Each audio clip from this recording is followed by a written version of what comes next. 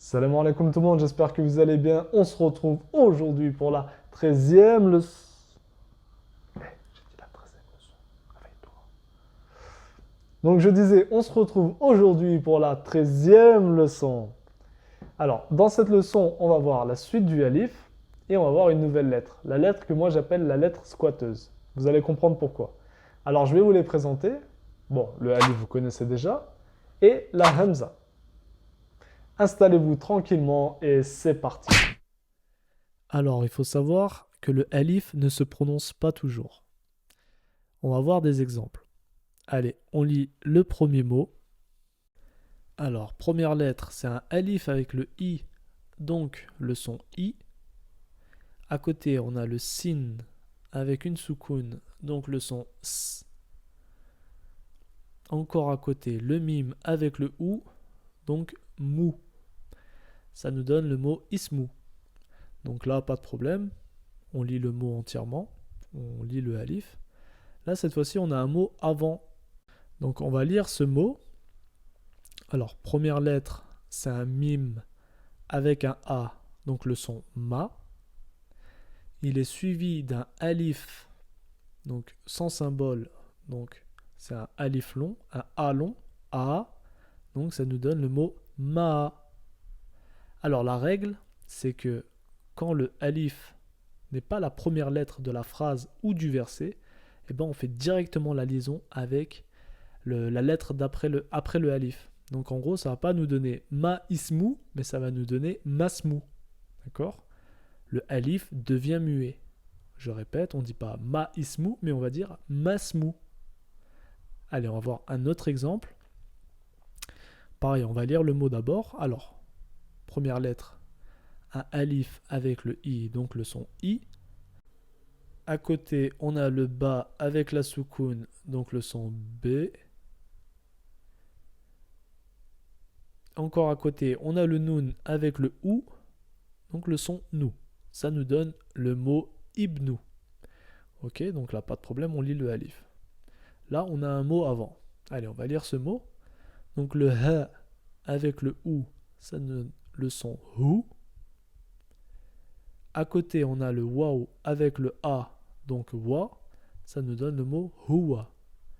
Ok, donc si on suit la règle que j'ai citée précédemment, donc là, on va lire huwabnu. Donc on va directement aller au bas. Donc le alif devient muet. Je répète, on va pas dire huwa ibnu, mais on va dire huwabnu. Donc à retenir, le alif qui porte une voyelle ne se prononce pas si ce n'est pas la première lettre de la phrase ou du verset. D'accord? Alors, le alif dans le Coran, je parle du alif qui porte une voyelle, d'accord? Eh bien, il est différent dans le Coran. En fait, il a un symbole différent. On va voir ça tout de suite. Alors, on a nos trois alifs en temps normal avec la voyelle A, la voyelle I et la voyelle OU. Et bien, dans le Coran, pour les trois alifs, on a ce alif-là avec ce symbole-là. D'accord? Donc, pour le A, le I et le OU, c'est le même. Vous allez me dire, mais comment on peut savoir alors? C'est lequel? Je vais vous répondre très simplement. On ne peut pas savoir. À part si vous parlez arabe ou si vous avez des notions de grammaire arabe. Alors là, on va prendre le verset 2 de la sourate Al-Fatiha. Donc le premier mot, c'est Alhamdu. Vous voyez le alif en premier là, eh ben, il va se lire comme si c'est un alif avec un A. Alhamdu. Vous voyez? Pourtant, il n'a pas la voyelle A au-dessus. Ok, on va prendre un autre exemple dans la même sourate. Donc verset 6 cette fois-ci. Donc là, ça va être Ihdina. Et vous remarquez que c'est le même alif avec le même symbole. Pourtant, dans le verset 2, c'est A. Et là, dans ce verset-là, c'est un I. D'accord? Allez, on va voir un dernier exemple, toujours dans la même sourate. Cette fois-ci, dans le verset 7. Alors là, on a le mot alladhina. Donc là, notre alif se lit comme un A. D'accord? Alladhina. Mais si on lui met un mot devant, comme dans la sourate Al-Fatiha dans le verset 7, il y a le mot sirata. Et ben, comme dans la règle vue précédemment, Et bien là, notre alif va devenir muet. On va pas dire sirata alladhina, on va dire sirata alladhina directement. Là, le alif ne se prononce pas. Donc c'est exactement la même règle qu'en temps normal. Si le alif n'est pas la première lettre de la phrase ou du verset, il ne se prononce pas. Alors, pour vous rassurer, dans 90% des cas, ça sera un A que vous allez voir en tant que alif. Dans 9% des cas, ça sera un I. Et dans seulement 1% des cas, ça sera un OU. Bon, c'est un peu des chiffres que j'ai tiré un peu de mon chapeau, hein, mais dans la grande majorité des cas, ça sera ça. Ça sera un A, dans de très rares cas, un I, et encore plus rare, un OU. Allez, on va finir avec notre lettre squatteuse, la Hamza. À ne pas confondre avec le prénom Hamza, qui n'a rien à voir. Là, c'est un Ha, d'accord? Hamza. Alors, la Hamza, avec les différentes voyelles. Donc, avec un A, ça nous donne le son A. Avec un I, le son I. Avec le OU, le son OU. Par contre, avec la soukoun, il y a un arrêt brutal du son. Donc, comme si, voilà. Par exemple, dans le mot ra's, ra's. Vous voyez, il y a un arrêt brutal. Ra's. Donc, je mettrai une apostrophe pour spécifier que c'est la hamza avec la soukoun. Allez, on va voir un exemple avec la hamza sous cette forme-là. Donc là, elle se situe à la fin. Elle a la tanwin un au-dessus. Donc le son un. Allez, on lit rapidement le mot.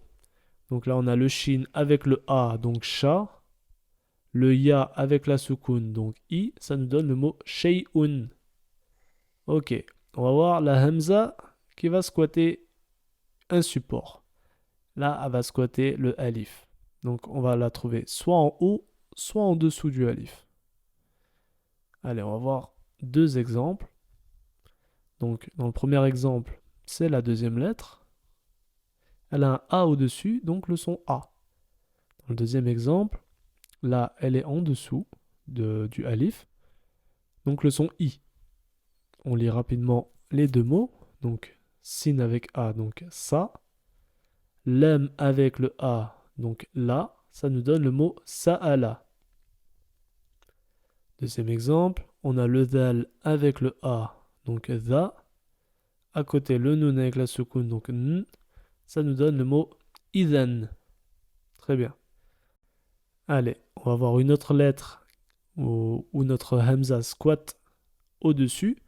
Là, cette fois-ci, c'est le waw. Vous voyez, on peut la trouver comme ça. On va voir un exemple. Donc, dans l'exemple, c'est la deuxième lettre. On voit qu'elle a une soukoun, donc là, ça va être l'arrêt brutal. On lit rapidement les deux lettres du mot. Donc, première lettre, c'est un ba avec un ou, donc le son bou. La dernière lettre, c'est le sin avec le un, donc sun. Ça nous donne le mot bo'sun. Vous voyez l'arrêt brutal? Bo'sun. Bo'sun. Voilà.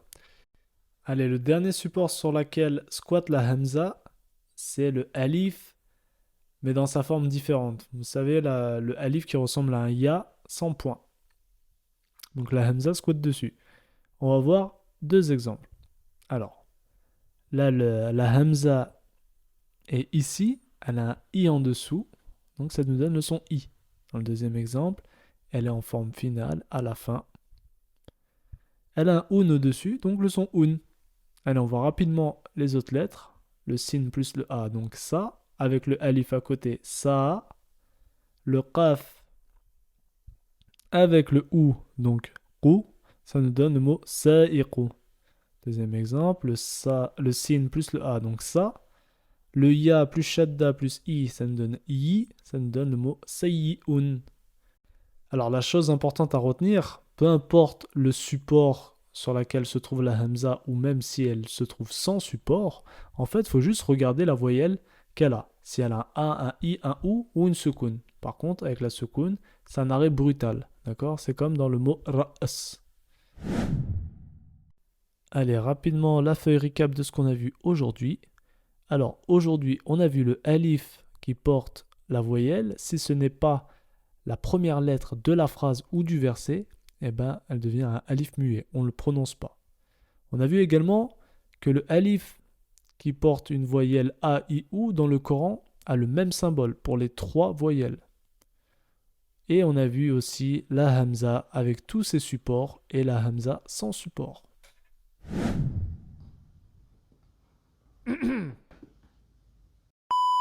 Bon voilà, on arrive au bout de cette 13e leçon. 13e leçon finie, ça y est, il nous reste seulement 2 leçons à voir. Donc au bout de ces 13 leçons, on est capable de reconnaître toutes les lettres de l'alphabet arabe. Toutes. On est capable de reconnaître tous les symboles de l'alphabet arabe également. Donc qu'est-ce qu'il nous reste finalement? Il nous reste encore 2-3 détails à voir. On verra ça dans les leçons suivantes, Inch'Allah. Donc, comme d'habitude, n'oubliez pas de faire les exercices en lien dans la description de la vidéo. N'hésitez pas également à refaire les exercices des leçons précédentes ou à revoir les leçons précédentes si vous avez du mal avec certaines lettres. Et comme d'habitude, si vous avez des questions ou des remarques, mettez-les-moi dans la barre des commentaires. N'oubliez pas également de liker et partager la vidéo. Et moi, je vous dis à la leçon 14, Inch'Allah, ma'as salama.